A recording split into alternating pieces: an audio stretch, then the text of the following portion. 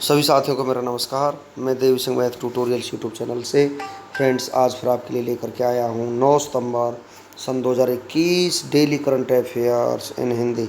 आपको पता है हमारे यूट्यूब चैनल के माध्यम से डेली करंट अफेयर्स आपके लिए प्रकाशित किए जाते हैं जो आपकी आगामी विभिन्न प्रतियोगी परीक्षाओं के लिए बहुत ही ज़्यादा महत्वपूर्ण होते हैं। चलते हैं फ्रेंड्स अपने वीडियो की तरफ। आज का फर्स्ट क्वेश्चन है आपका, इसरो के किस स्पेस मिशन ने चंद्रमा के चारों ओर अपनी 9000 परिक्रमा पूरी कर ली हैं? चंद्रयान 2 ने ये परिक्रमा पूरी कर ली है। इसरो के स्पेस मिशन चंद्रयान 2 ने हाल ही में चंद्रमा के चारों ओर अपनी 9000 परिक्रमा पूरी कर ली हैं। इसरो प्रमुख के सेवन ने 2019 में इस मिशन को लॉन्च किया था। साथ ही चंद्रमा 2 द्वारा ऐसे दो तत्वों क्रोमियम और मैग्नीज का पता लगाया गया था जो तीव्र सौर अग्नि की घटनाओं के दौरान कुछ स्थानों पर थे। नेक्स्ट क्वेश्चन है आपका, निम्न में से किस राज्य के राज्यपाल बेबी रानी मौर्य ने अपने पद से इस्तीफा दे दिया है? उत्तराखंड के राज्यपाल ने अपने पद से इस्तीफा दे दिया है। उन्होंने अपना इस्तीफा राष्ट्रपति रामनाथ कोविंद को भेज दिया है। रानी मौर्य ने वर्ष 2018 में उत्तराखंड के राज्यपाल पद की शपथ ली थी। उन्होंने तत्कालीन राज्यपाल के पाल की जगह ली थी, जबकि वे इससे पहले उत्तर प्रदेश के आगरा में मेयर भी रही हैं। नेक्स्ट क्वेश्चन है आपका, इनमें से किस इंडियन डिजिटल पेमेंट कंपनी ने पल्स नामक एक इंटरेक्टिव वेबसाइट पेश की है? यहाँ पर आपका आंसर हो जाएगा फ़ोनपे ने वेबसाइट पेश की है। Bharat K fintech platform PhonePe ने हाल ही में पल्स नामक एक इंटरेक्टिव वेबसाइट पेश की है जिसमें वर्चुअल भुगतान पर डेटा अंतर्दृष्टि और प्रमुख रुझान शामिल हैं। इस वेबसाइट पर भारत के इंटरेक्टिव मानचित्र पर ग्राहकों द्वारा किए गए लाखों लेन देन की सुविधा है। नेक्स्ट क्वेश्चन है आपका, सुधारवादी नेता ईवी रामासामी पेरियार की जयंती पर किस राज्य सरकार ने सामाजिक न्याय दिवस मनाने का फैसला किया है? ये किया है तमिलनाडु राज्य सरकार ने। तमिलनाडु सरकार ने हाल ही में सुधारवादी नेता ईवी रामास्वामी पेरियार की जयंती पर 17 सितंबर को सामाजिक न्याय दिवस मनाने का फैसला किया है। ईवी रामास्वामी पेरियार की विचारधारा सामाजिक न्याय, समानता, आत्मसम्मान और तर्कवाद के बारे में थी। नेक्स्ट क्वेश्चन है आपका, केंद्रीय पर्यावरण मंत्री का नाम बताइए जिन्होंने हाल ही में प्राण नामक एक पोर्टल लॉन्च किया है? भूपेंद्र यादव ने ये पोर्टल लॉन्च किया है। केंद्रीय पर्यावरण मंत्री भूपेंद्र यादव ने हाल ही में प्राण नामक एक पोर्टल लॉन्च किया है। इस पोर्टल का उपयोग राष्ट्रीय स्वच्छ वायु कार्यक्रम की प्रगति को ट्रैक करने के लिए किया जाएगा ताकि सभी को स्वच्छ हवा और नीला आसमान सुनिश्चित करने के लिए भारत की प्रतिबद्धता का पालन किया जा सके। नेक्स्ट क्वेश्चन है, निम्न में से किस सरकार के उप मुख्यमंत्री मनीष सिसोदिया ने बिजनेस ब्लास्टर्स कार्यक्रम लॉन्च किया है? तो ये किया है दिल्ली सरकार ने। दिल्ली के उप मुख्यमंत्री मनीष सिसोदिया ने हाल ही में बिजनेस ब्लास्टर्स कार्यक्रम लॉन्च किया है। इसे उद्यमिता मानसिक पाठ्यक्रम के तहत दिल्ली के सभी सरकारी स्कूलों में लागू किया जाएगा, जिसके तहत कक्षा 11 और 12 के छात्रों को अपना व्यवसाय शुरू करने के लिए 2000 रुपये की बीज राशि दी जाएगी। नेक्स्ट क्वेश्चन है आपका, इनमें से किस मंत्रालय ने कर्नाटक के जिलों में इंटरनेट कनेक्टिविटी में सुधार के लिए कार्यबल का गठन किया है? इनमें से कार्यबल का गठन किया है इलेक्ट्रॉनिक्स और सूचना प्रौद्योगिकी मंत्रालय ने। हाल ही में कर्नाटक के जिलों में इंटरनेट कनेक्टिविटी में सुधार के लिए कार्यबल का गठन किया है।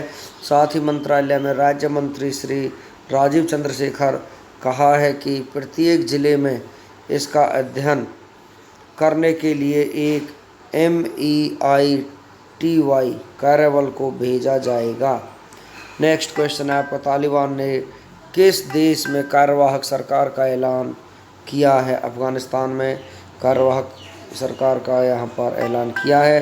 तालिबान ने हाल ही में अफगानिस्तान में कार्यवाहक सरकार का ऐलान किया है, जिसमें तालिबान के संस्थापकों में से एक मुल्ला मोहम्मद हसन अखुंद सरकार के मुखिया यानी प्रधानमंत्री होंगे।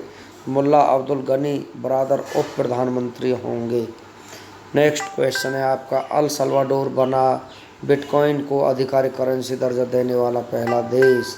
सेंट्रल अमेरिकी देश अल सल्वाडोर मंगलवार को दुनिया का ऐसा पहला देश बन गया है जहां क्रिप्टो करेंसी बिटकॉइन को आधिकारिक करेंसी का दर्जा दे दिया गया है। उत्तराखंड के राज्यपाल का इस्तीफा हो चुका है। उत्तराखंड में वर्तमान राज्यपाल बेबी रानी मौर्य ने रामनाथ कोविंद को अपना इस्तीफा भेज दिया है। उत्तराखंड के राज्यपाल के तौर पर 3 साल पूरे कर चुकी हैं। उत्तराखंड के राज्यपाल के तौर पर बेबी रानी मौर्य बीते 26 अगस्त को अपने 3 साल का कार्यकाल पूरा कर चुकी हैं। इस अवधि में राज्य में महिलाओं के हितों को लेकर काफ़ी मुखर रही हैं। जी मिल्खा सिंह दुबई का गोल्डन वीज़ा पाने वाले पहले गोल्फर बने हैं। भारत के स्टार गोल्फर जी मिल्खा सिंह दुबई का गोल्डन वीज़ा पाने वाले दुनिया के पहले पेशेवर गोल्फर बन गए हैं। जी मिल्खा को खेल में उनकी शानदार उपलब्धियों के लिए 10 साल का प्रतिष्ठित दुबई गोल्डन वीज़ा दिया गया है। एग्जिम बैंक ने हर्ष बांगरी को नया प्रबंध निदेशक नियुक्त किया है। एग्जिम बैंक ने बुधवार को एक विज्ञप्ति में कहा है कि हर्ष बांगरी को भारतीय निर्यात आयात बैंक एग्जिम बैंक का प्रबंध निदेशक नियुक्त किया है। इससे पहले बांगरी बैंक के उप प्रबंध निदेशक थी। वह 1995 में एग्जिम बैंक से जुड़ी थी। उनके पास वित्तीय क्षेत्र का 26 साल का अनुभव है।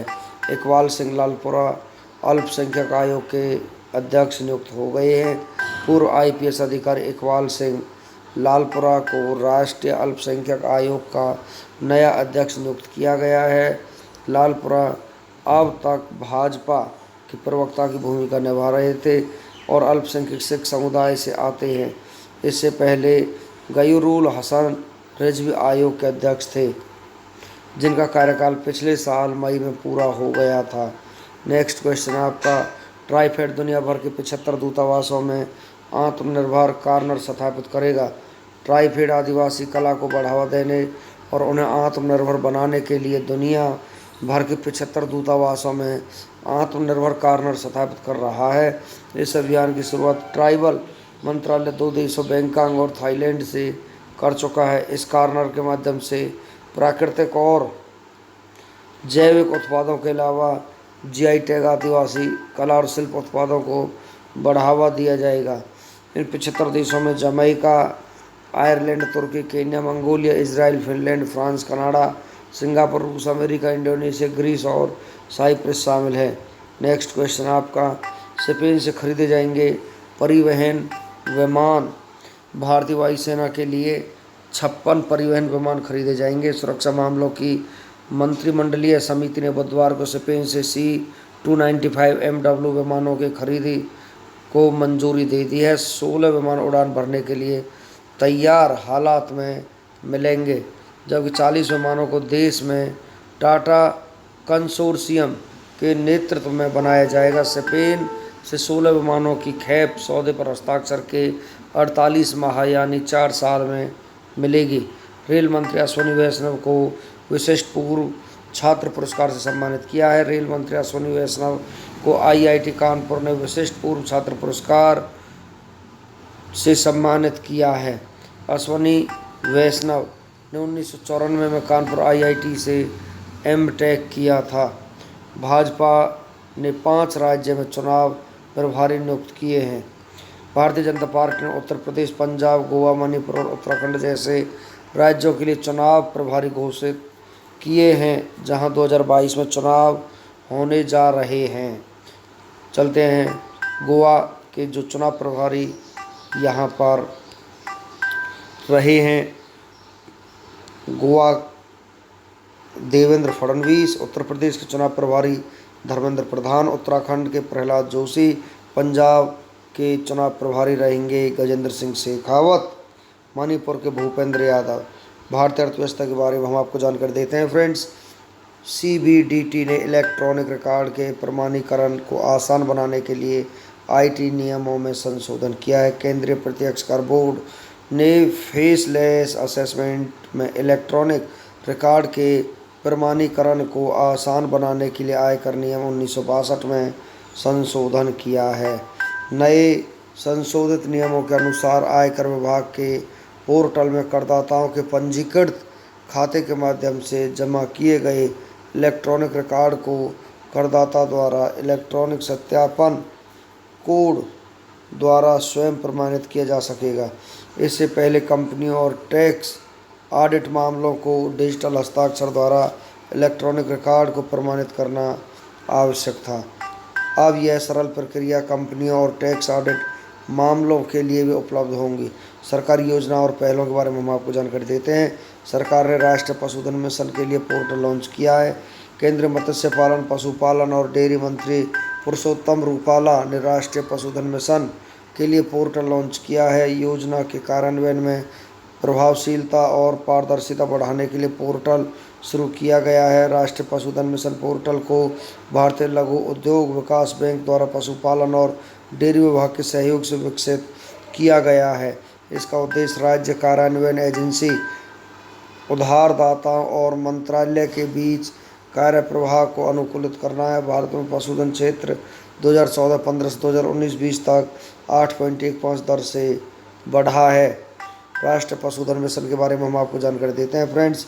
इसे 2014-15 में कृषि और किसान कल्याण मंत्रालय द्वारा लॉन्च किया गया था। यह पशुधन क्षेत्र के सतत विकास के लिए शुरू किया गया था। इसका मुख्य उद्देश्य पशुपालकों और किसानों के पोषण स्तर और जीवन स्तर को बढ़ाना है। फ्रेंड्स, इसी के साथ हमारा आज का वीडियो फिनिश हो जाता है।